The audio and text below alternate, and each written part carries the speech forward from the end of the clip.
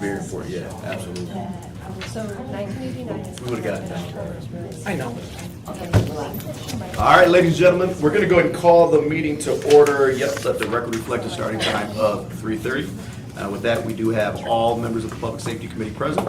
So that takes us to the July 18th meeting minutes. Very quickly, before I ask for a motion, there are just a couple things. Number one, I was contacted by Elaine Wallball. She beat me to the punch in actually reviewing these. It references the commentary here, but she is not under the others present. So we want to make sure that the motion amends to add her to the others present. And then the other piece is, and I sent this over to Renee, she had asked that her comment, she actually had typed it up, she wanted to make part of the public record, so we're going to go ahead and make sure that we add that. That You got was that actually right? already added, but Okay, perfect. last time, but yeah. So we just need the minutes. motion to include her name under others present. I would move the minutes with the corrections of adding Elaine, under others present, Perfect. and her written comments attached. All right, I appreciate that. There's a motion on the floor for the discussion. Seeing and hearing none. All those in favor say aye. Aye. All those opposed, same sign. Motion carries. It takes us to item 4. This is the public comment on agenda items. Bill, how's it going? Of course, what we will do is if you are here, as in your case, to speak specifically to an agenda item, Yes. we can certainly take your public comment at that time unless you can't stay for the duration of the meeting. And then I we think can I'd like to adjourn. wait and hear the update and Awesome. then do my public comment. That is completely okay. Thank you. All right, we'll get to you just in a moment. That takes us to discussion action item number 5. The first is a resolution to set a show cause hearing on orders to make safe or demolish the owners of 1616 Glen Rose Avenue. Walter, did you want to take us through this? Do you want me to walk us through this? It's up to you. Either one is fine with me. All right, how about, I'll just give kind of a brief overview, and then if there are things that you want to add, feel free. Okay. With regard to 1616 Glen Rose Avenue, this is in the 4th Ward. The owner is a Clarence Hassel. The SEV, or state equalized value, is $26,300, and the estimated cost of repairs was estimated to be $41,635. You do have pictures in your packet. This is a fire damaged property. So this would be a 30-day, no permits have been applied for at this time. The resolution that's in your packet does state that it was red tagged initially back in January of 2017. Demo board took a look at this on May 25th. They issued a 30-day, but unfortunately it was not made safe or demolished by June 22nd, 2023. So they conveyed it over to us, and we are here today to consider a show cause hearing for September 11th. Walter, did you have anything to add? No, that sounds good. Okay. Do you have any questions, comments?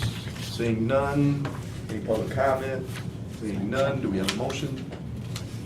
I would move. All right. There is a motion on the floor to set a show cause hearing for September 11th. Further discussion? Seeing and hearing none. All those in favor say aye. Aye. All those opposed, same sign. Motion carries. Takes us to item C. This is, let's see, the address is 1232 Pompton Circle, so this is actually in my ward. This is, again, setting a show cause hearing for September 11th at 7 p.m. 10th floor of City Hall. The owner in this case is a Sial Husan. The SUV is $30,000. The estimated cost of repairs is $55,750. This is not a fire damaged property, so if we go through the entire process, we would be issuing a 60-day. No permits have been applied for at this time. There was, in the notes, if you look at the PowerPoint, some commentary about there's somebody interested in purchasing the property, et cetera. We've seen that before. But again, there's been no plan put in place, no permits pulled, no evidence of financial wherewithal. Resolution states that it was red tagged on January 21st of 2019. Demo board took a look at this. They were very busy on April 27th, but this was April 27th. They ordered it to be made safe or demolished by May 25th. Order was not complied with. They did convey it over to council, and so again, we are here to consider a show cause hearing for September 11th. Walter, do you have anything to add for this one? No, sir, sounds good. Do you have any questions, comments? This is the gentleman that came down the night that it was on for a referral, Mhm. if you remember correctly. I do. Okay. Can you let them know that we're going to be taking a look at this Yeah. on this date? Yeah. So, I just wanted to I appreciate it. make sure that was part of the record. So I would move. All right, there is a motion on the floor. This is for 1232 Pompton Circle. Further discussion, hearing, oh, sorry, go ahead. If we could just also make sure for the record that It says Dale Herbert, Hubert. who's interested in purchasing the property, will be attending the meeting. So if we could make it for the record that he was not here. He was not here, absolutely. All right. All those in favor say aye. Aye. All those opposed, same sign. Motion carries. It takes us to 1402 Marquette Street. Again, we're looking at setting a show cause hearing for September 11th at 7 p.m. The owner in this case is a Domingo Gomez. The SEV is $36,000. Estimated cost of repair is $64,897. This is, again, fire damaged property. According to our overview, no permits have been pulled. This was originally entered into, actually it was red tagged on January 12, 2017. Demo board vetted this property on April 27th. The orders were not complied with, so on May 25th, they actually conveyed it over to council. So again, what we are looking at doing is setting a show cause hearing for September 11th. Walter, did you have anything to add to this?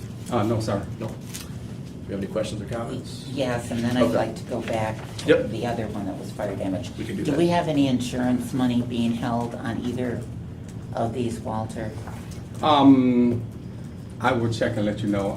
I don't think any was on this one because his son was interested in getting this property, but he couldn't afford to bring it up to code. So I would say definitely no on 1402 Marquette. Okay, if we could just double check on, So we're gonna check out Poplar Circle. yes. I'll check. Or, yeah. I think Glen Or no, Rose was it's the not one. Poplar. Yes, it's Glen Rose. And you said what? I Sorry, Glen Sorry. Rose, not Poplar. Okay. Just add that to my notes. Yeah. Yep. With that, I would move it. All right, so there is a motion on the floor for the discussion. Any public comment? Not seeing any. All those in favor say aye. Aye. All those opposed, same sign. All right, motion carries. All right, now, Bill, here we go. We are to item E. This is discussion 2813. This pertains to East to Westchester Road update. Susan, we appreciate you joining us. So just to give a little bit of overview, we had several neighbors. At our last meeting, we had Bill Harrison, we had Liz Boyd, but we've also heard from other neighbors, right, that have raised concerns regarding this particular address. Yep, absolutely. The issues are many. We have a number of cars parked in the street. We have that just seem to not move. We have a number of cars that are parked in the driveway. Some that seem as if they are inoperable. As a matter of fact, Ryan and myself, we went out after the last public safety meeting to take a look, and we concurred. There were some pretty egregious issues on the premises. There were a number of motorcycles in the front yard. There was a camper in the driveway that was actually plugged up to power, and when I was on site, it seemed as if somebody was either living in there or, I mean, it was odd for sure. But in any event, my understanding is that on July 18th, Susan, you did send out a final 14-day notice regarding the following issues: the large camper in the driveway, violation of 12.02.08. Vehicles in the driveway parked in the public right-of-way in violation of 1254.01.03. Number of vehicles parked in a driveway in violation of chapter 1254.02.07, and that's the section that speaks to having 4 cars and the number of licensed drivers in the house, and then parking of a potentially inoperable vehicle in a driveway. My understanding is those letters have not been complied with, and so now we're looking at That's correct, ticketing. and there was court another compliance. letter that dealt with the Okay. motorcycles in the front yard. Okay, We issued a so that was ticket simple. on all the violations, all the ones that you just mentioned, including, and the motorcycles in the front yard. So we're addressing everything except the on-street parking, because we can't address that this Right. day. So the ticket's been issued, the court hearing is set for a week from today, Okay. August 22nd at 10:30 a.m. in front of Judge Simmons, and that's where it stands. You said 10 a.m.? 10:30 a.m. Judge Simmons Court, a week from today, which is the 27th. Sorry, you said August 22nd. Just want to make sure. Yes. Okay, perfect. Next Tuesday. All right, folks, before we get to public comment, do we have any questions? Any comments? Oh, I should make one comment. Now, Sure. this is a rental property, and the owner is in the process of evicting the tenant. He's had the court papers filed with the court for some time. I don't know how an eviction process plays out. But he feels like his hands are tied with trying to correct the violations until he can get these tenants out of there. So he's gonna bring that up with Corey, and I don't know how that, so I don't know how that may. So this is affect actually a it. registered rental? Yes. Okay, because when I was on site and I was a little, because they had people in the camper, I didn't want to walk all the way up to the front door, but there was I thought a pink tag. Is That that, could be, there it's not, yeah. is there, it is Still pink there. tag? It's still there. Pink tag doesn't mean it can't be occupied. But it does mean that that's not certified, it's not registered. Yes, registered. Yeah. Meaning, It's but I been thought a ins- pink tag it's meant been no inspected. certification. It's been inspected. Yeah. So the pink tag will be removed. Well, it depends on the process. It could turn to a red tag, of course. Tag Okay, I themselves. got Yeah. Okay, cool. All right, any other questions, comments? Yeah, I was gonna get to him as soon as I knew that there wasn't anything from committee members. All right, Bill, Up to me. we appreciate you Okay. being with us. This may come as a surprise, but I'm here to say thank you for keeping 2813 East Westchester on your agenda and paying attention. I really appreciate you guys driving through and seeing what we're living with every day. Very, very cool. Then I wanted to say some thanks to the city personnel that have been responsive despite what probably feels like fingernails on a chalkboard, the way we're coming at it, nonstop and rather shrill sometimes. Sergeant Randall Hahn was our first savior. He got the RV and the junk truck out of the street after it had been there for two to 3 weeks.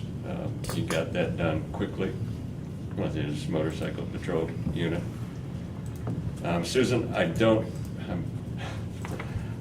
gonna not bastardize your name, so I'm not gonna try. I started the last meeting and Adam was very kind and helped me out, but could you say your last name and I'll try to remember? Statuac. It's actually pronounced exactly how it's spelled if you take out the I. So it's Statuac. Statuac. Yeah. Thank you very much. So I actually didn't do it justice at the last meeting, because I always say Statuic. That Close, was but very not close, quite. very, very close, yeah. Statuac. Yes, Thank you. perfect. Susan has been very responsive, and as soon as we figured out she was the one that knew what zoning applied to our situation, was quick to respond and fill us in. I very much appreciate your responsiveness. Appreciate that. As some of you know, Andy Kilpatrick got Mitch Whistler involved in that petition drive that we're looking to implement, or the traffic study. Hopefully, it's not all about safety. We got 61% of our neighborhood support. A lot more closer to the mess. A lot of people, surprisingly enough, don't drive through and see it, so they're surprised when they do. I took pictures around when I was when I was doing the petitions. This could be you next, you know, if we allow it. If we don't do something about it, this could be across your street, by message. Ms. O'Boyle, I very much appreciate the link to the My Court and the navigation guide. Is she here? No, she's not. She'd be surprised to hear congratulatory things from me. That was kind of a real gift, because that was where I found out that, in fact, Hetem was filing suit. I didn't know it didn't say eviction, it just said Shoke back rent. He was suing for back rent.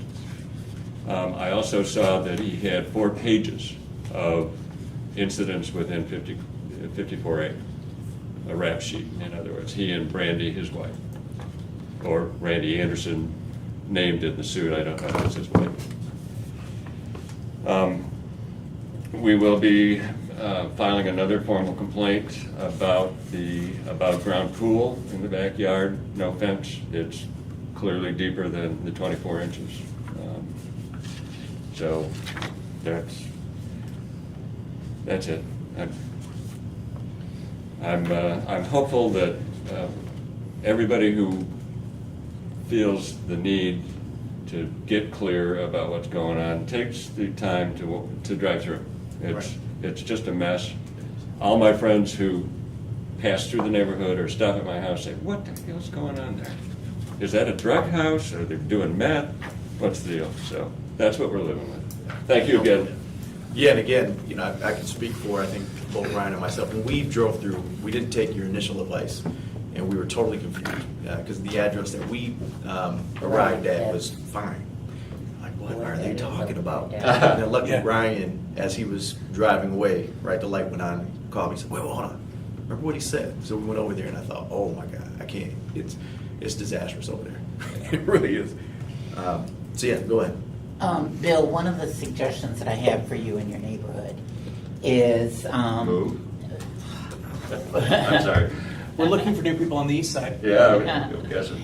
and that would be as many of you that can show up in court. Right.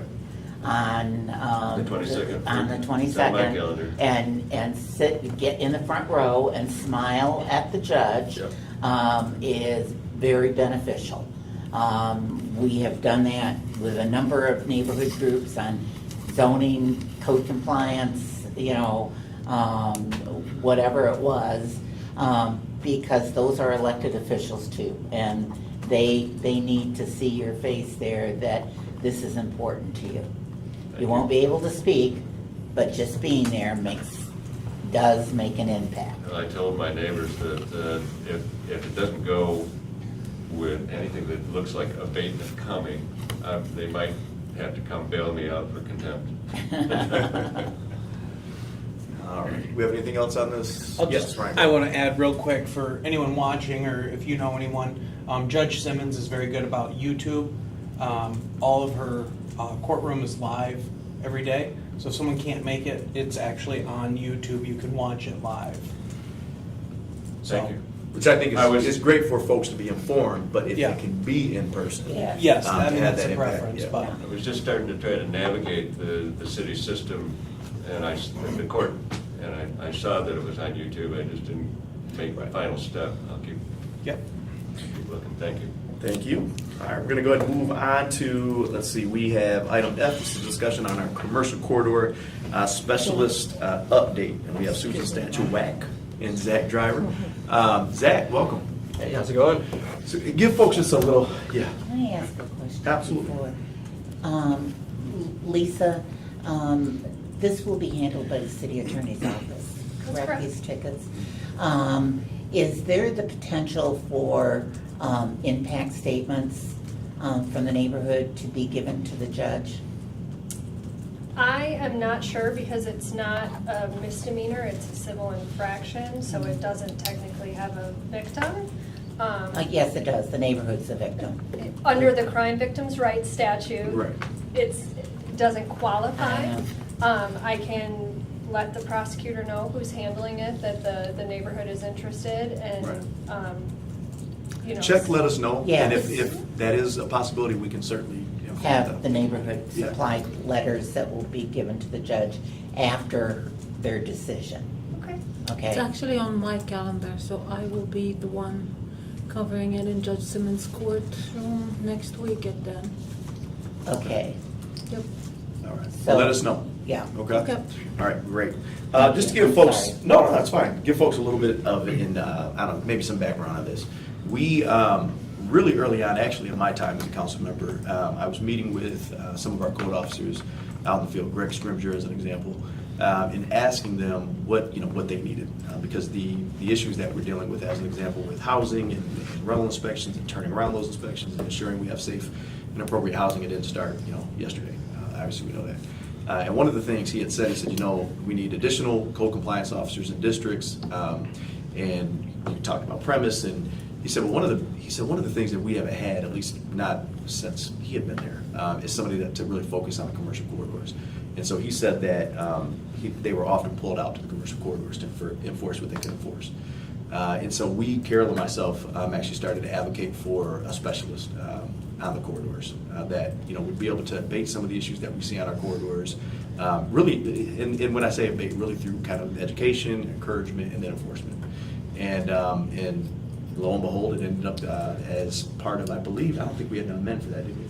I think it was part of the recommended budget. Right. So actually came forth from the administration due to some advocacy, and we now have a corridor specialist.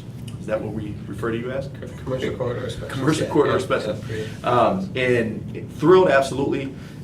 You know, again, when we talk about the corridors, and as a ward representative, I'll talk about Southwest Lansing. So much of the commentary about Southwest Lansing is based on what people see in the corridors, not necessarily what people see in the neighborhoods. And when you talk about the viability, the economic viability, when you talk about this idea of supporting entrepreneurship, et cetera, that all happens in the corridors. And so there is this piece where, you know, Carol often talks about the broken glass theory, but we got to be out there, we got to be enforcing, we got to make sure that they're clean and attractive, and that type of investment, and, you know, begets more investment and the like. So in any event, I had an opportunity to go out with Zach a few weeks back, and went out a ride along with not only him but Nick Montry, and my eyes are wide open now. First of all, I was thoroughly impressed with Zach, with his knowledge, with the things that he is out doing each and every day on those corridors. But I was also a little concerned in that it's clear. I just don't think in perpetuity this is a one-man job. He spends hours and hours compiling ticket packets. He spends hours and hours in court.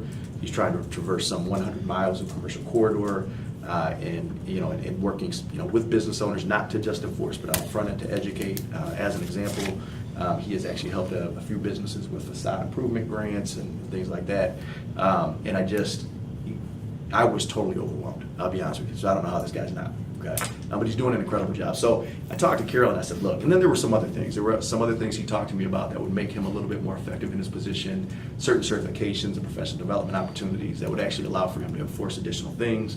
So I talked to Carol, which I often do, and I said, look, you know, what do we do here? She said, first of all, let's bring Zach in. She said, let's talk to him about what he's doing out in the field, you know, what he's learned, what he feels like he can be highly successful at, with, you know, what kind of bandwidth does he have right now?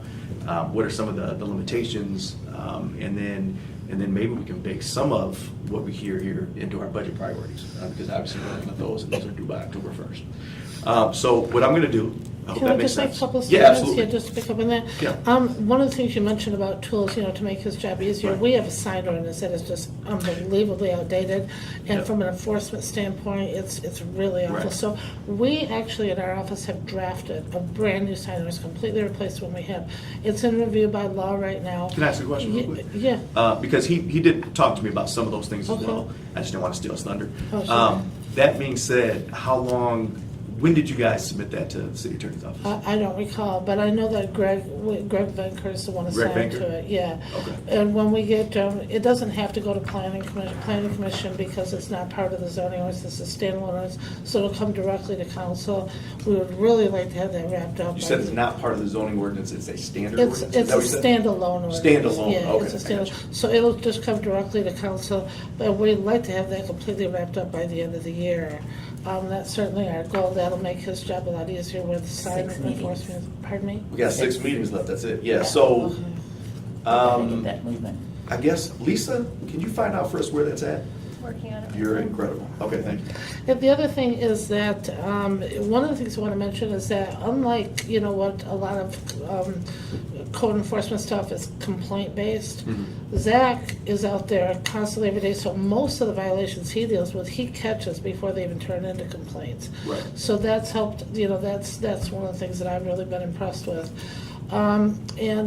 He's, it's had a, like you said, it's had a dramatic impact on the appearance of the commercial corridors. If you look back from what it was before he took over, he's taken care of violations that had persisted for years and are now corrected, so, Right. sorry, go ahead. No, that's fantastic.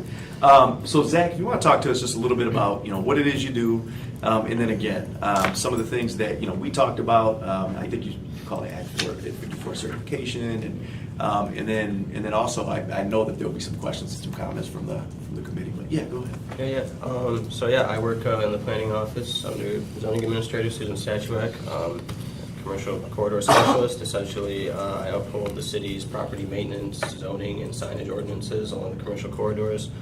With that, a lot of the enforcements that I come across deal with legal junk storage, junk vehicles, junkyards operating in places that they're not supposed to, illegal signage that's not being maintained or has been erected without approval from the city. We've even addressed some outright illegal uses, such as illegal marijuana dispensaries, things of that nature. When I come across matters that don't quite pertain to my scope, I try to work with the property owners, if willing, to get them in touch with the right departments and individuals in those departments to get quick, accurate information, kind of expedite things along for them. Somewhat of a liaison for the businesses, if you will. I've promoted the facade program to many of the dilapidated business strips, and it's worked for a number of those. Places like the Avenue have participated. Other places, if they aren't interested in that, they still go their own route to pursue corrections. Romero's Party Store, got them to get some new signage up, and all these things aren't, they aren't the ideal outcome in some situations, but given our limitations and what we can do, we're pretty happy with a lot of the results. So. Yeah, absolutely. Can you talk about right now, because you've been doing the work, right? For how long have you been in the position now? Since 2019. Yeah, okay. I was thinking 2020, but yeah, 2019. So what are those things when you're out in the field that you can't, we talked a little bit about the zoning piece, the premise piece. What are the things that you can't do on the commercial corridors that honestly, like myself, I thought you could, right? Prior to me. Yeah, so addressing some of the structural components of buildings, the dilapidated facades themselves. Like I said, my only recourse is really to promote that they get with some of these programs that give them some grant funding to help them correct them. Otherwise, as far as enforcing them, you have to be, to my knowledge, Act 54 certified, which is basically being a licensed building inspector. When I do come across issues like that, I do refer them over to the building safety office, over to Scott Webb or John Snyder usually, and they tend to get right on them.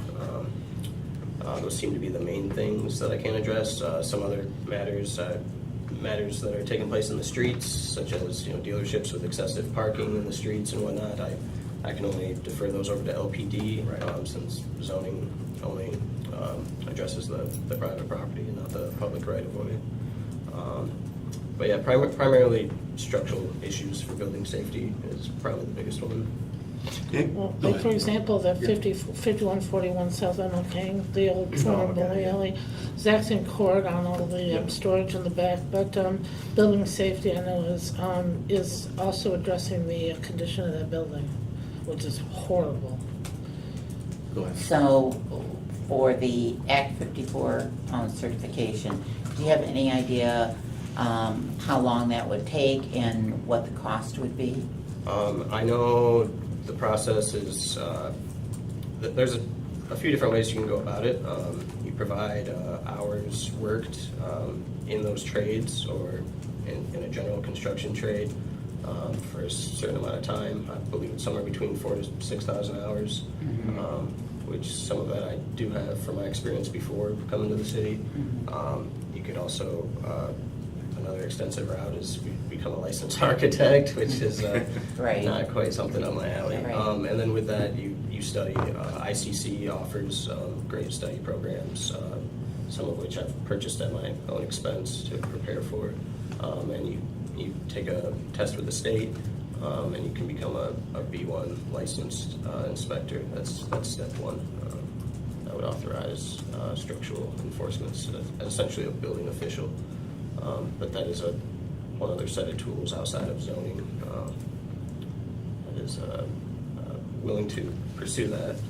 He'd have to quit his job and get his construction experience, rack up 4,000 to 6,000. His full-time job a year is 2,080 hours. I mean, he can't possibly Right. do that. So, Right. and besides, building safety can't get building inspectors. I mean, they've got headhunters nationwide looking for qualified building inspectors, and there's just nobody. They've been shorthanded over there. The couple that they did, the headhunters did send them. One of them didn't work out at all. The other one's not working out very well. Right. Okay. What about, I guess one of the things, and I don't know that I fully got the answer, when we were actually riding, around, and I think, Susan, you talked about this not really being certainly there's some, right, where this is gonna be complaint-based, and you're gonna be responding to those, but that's not necessarily the job, right? So what is the method of madness? Are you Are you going by, sector by sector? Are you, how does that work? So I do my best to stay within an area. When it comes to doing re-inspections and people requesting extensions, it kind of branches me out. Some days I am going from one end of the city to the next to try to do things in a reasonable time, as they relate to the due dates and what have you. I mean, in most cases right now I am pretty spread across the city. Like I said, I try to stick to South MLK, Waverly area for one day, shift over to like South Cedar, South Penn area, and then spend some time on the north end. I do my best to keep it divided up to that, but you can't always predict when a complaint's going to come in or a few extra days that someone might need who's showing significant progress and cooperating with the process. So. Susan, based on your expertise and the outcomes of the position with Zach, I mean, do you think this is really a one-person job? I think that he does an amazing job, as No, that's not what I'm asking. No, I know. Is it a one-person job to do what he does all across the city? There would be more getting done if there was more than one person, but, I mean, certainly that would be very nice. And it would also be nice if there was another person that maybe had those, the building skills, so they could handle that part of it, because the building safety office is struggling so much just to keep up with, their permits and inspections, that, they don't have time to be out looking for, the dilapidated buildings and dangerous buildings, so a lot of that gets neglected, so it would be So part of the great for issue somebody. is, let's stop there for a minute. So part of the issue with BSO, because I hear different things. Yeah. I hear we don't have enough positions for inspectors, and now I'm hearing we can't fill the positions that we have. That's right. Okay. They have had a terrible time trying. And there's a to shortage find of, complaints. there's a huge shortage we're dealing with. So the market is incredibly competitive. We're This just- one's really bad. Yeah, yeah. I mean, they can't get anybody. Right. They've had a couple of people that came in that just barely even met the qualifications, required a lot of training. Right. Neither one of, or at least one of them didn't work out and ended up leaving. The headhunter sent in one that was basically, leave or get fired. It was a disaster. What's the feedback from the headhunters? We just aren't hanging up. They're just not, they just can't find anybody. They've sent us another one right now, we have on the job. I'm not sure how that's gonna work out, but it's really tough over building safety with building inspectors.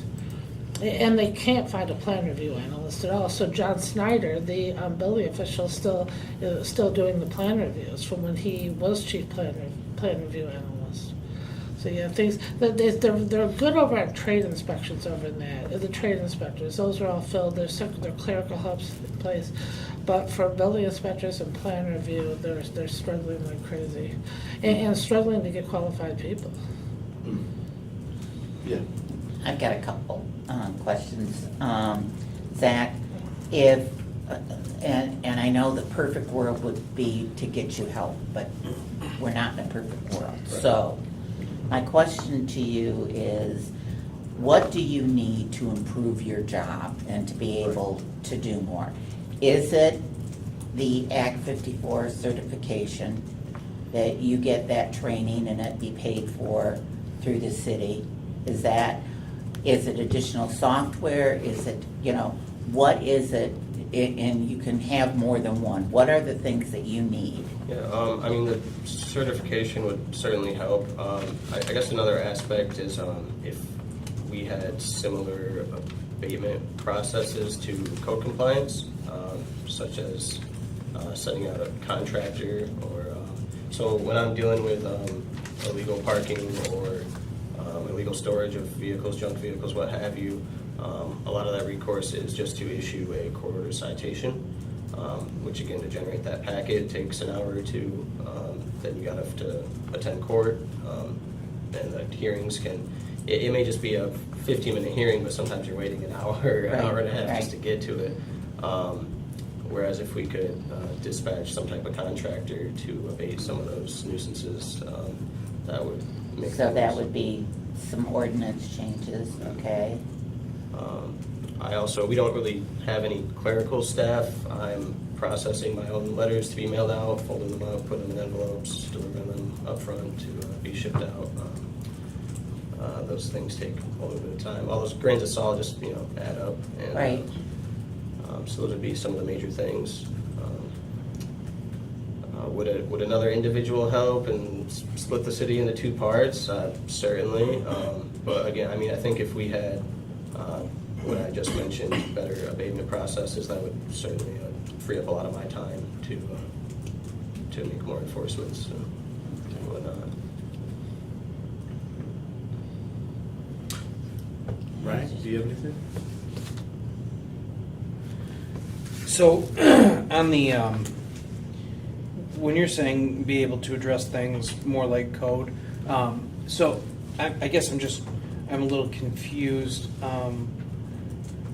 So, can you address things like the tall grass, stuff like that, or do you send that to someone? No, I do address grass and trash. Okay. They're So, but with those issues, Those we have a we contract. a going out to contractor. abate. Yep. A lot of what I'm dealing with right now is a lot of repair facilities that are operating outside of what they're permitted to do there.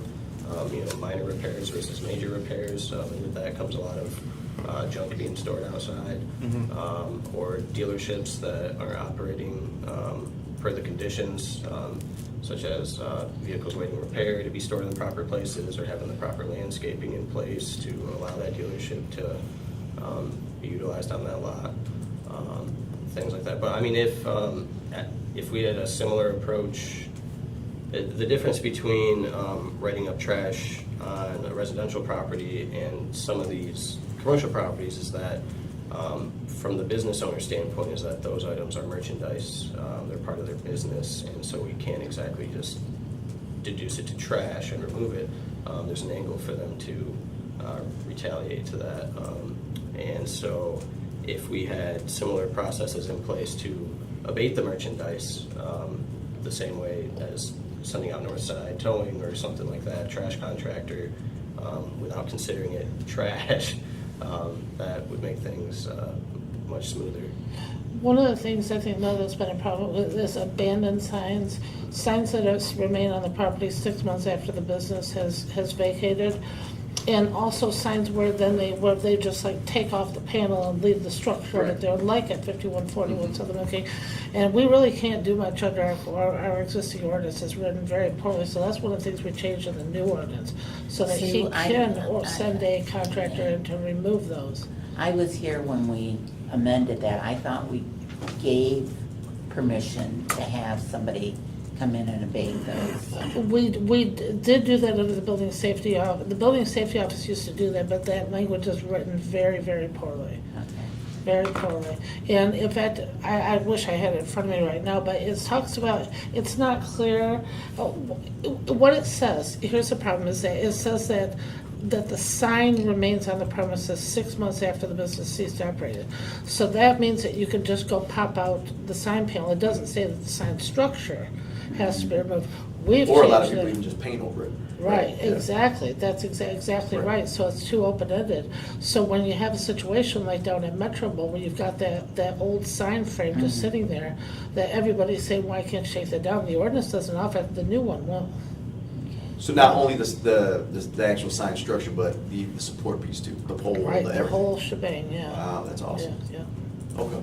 yeah. All right, Ryan, you got anything else? No, I don't think so. I got an old Ford Ranger, we can take that sign down. I'm a terrible driver. So, you've certainly, I think, given us a lot to think about in terms, from I think the budget priorities piece. Obviously, we'll hear back from Lisa hopefully soon with regard to the sign ordinance and where we're at, because we'd love to shepherd that through this year yet. And we don't have many meetings or bites left at the apple. I think the other thing is we need to explore, and so you'll definitely be hearing from us, but some potential ordinance changes Right. to empower you to do the incredible work you're doing. Okay. Appreciate it. And we're not going to hold you up any longer because we know you got a lot of work to do. And you're a one-man show, so thanks for being here. We really appreciate Thank you it. all very Okay? much. Thanks so much. Thank you. And I can work on costing some of this stuff. That's just what I was gonna ask, if you could work on costing some of that out, and especially the training. Right. Yeah. Portion of it. That'd be very nice. Because we do have, part of HR is the fact that there's supposed to be classes and that to maintain certificates and things like that, so. Right. Definitely. Okay, I will do that. Thank you. right, thanks so much, Susan. Thank you. Yep. All right. Oh, thank you, Will. All right, so we're gonna go ahead and move on. Let's see, we are back to setting show cause hearings. So we are on item G. This is the resolution to set a show cause hearing on orders to make safe or demolish to the owners of 5016 Connors. This has been a mess for a long time. So in any event, the owners in this case are Sonia as well as Ronnie Ford. The SUV is $58,900. The estimated cost of repairs are $100,303, and this is absolutely a fire damaged property. There was a fire at this property, I believe it was December 22nd of 2019. As of today, no permits have been pulled. In your notes, you will see that the homeowner was in litigation with the insurer, but that case was settled back in March of this year. Resolution states that it was red tagged, again, December 22nd, 2019, the date of the fire. Demo board vetted the property on April 27th, ordered it to be made safe or demolished by June 25th, and that order was not complied with. So they conveyed it over to council, and here we are. We need to set a show cause hearing for September 11th at 7 p.m. Walter, did you have anything else on this property? No, that was very good. Okay. Any questions? Because it does talk about a settlement with the insurance company, Yep. can we see how much we've got, Walter, Yes. set aside on this one? Yes, And I would move to accept it. All right, there is a motion on the floor for the discussion. Public comments. All right, all those in favor say aye. Aye. All those opposed, same sign. All right, motion carries. And lastly, we are at item H. This is the resolution, to set a show cause hearing on orders to make safe or demolish the owners of 3301 Turner Street. The owners in this case are David and Kimberly Hallett. The SEV, according to the overview, is $44,400, and the estimated cost of repairs $104,088. This is a fire damaged property. Demolition board took a look at this on May 25th. They ordered it to be made safe, demolished by June 25th. That order was not complied with, so they conveyed it over to us. So again, the show cause hearing, if we approve the resolution, will be September 11th at 7 p.m. Walter, do you have anything to add to this? no, sir. Okay. I think the only thing I didn't say is, according to the PowerPoint, same thing, no permits pulled, no work being done, no communication with the owners, so. Any questions, comments? No, this one's his. Right. I would, This is yours. I would happily put forth a motion. Motion on the floor, any public comment? Any further discussion? Seeing and hearing none. All those in favor say aye. Aye. All those opposed, same sign. All right, motion carries. And then there's just one item under other. You guys know all about the statement of policies and priorities that need to be submitted to administration by October 1st. President Wood discussed them for the first time yesterday. We do have 3 items. I think what we need to do, obviously, is determine which of, or I should say, if any of those things have been addressed. If those are things that we want to keep on there. And then also, and I think we're going to have some, obviously, with, in the wake of the conversation with Zach, and then some of the work that our internal auditor is going to do. But there will be some things that we are probably going to want to add to this. I don't know if anybody has any ideas right now, but my thought is we can bring some of those ideas and suggestions to the next meeting and really start kind of hashing it out. Does that work for you all? Yep. All right. Is there any other business before the body? Any other public comment? Seeing none, we are adjourned. Thanks for being here, folks.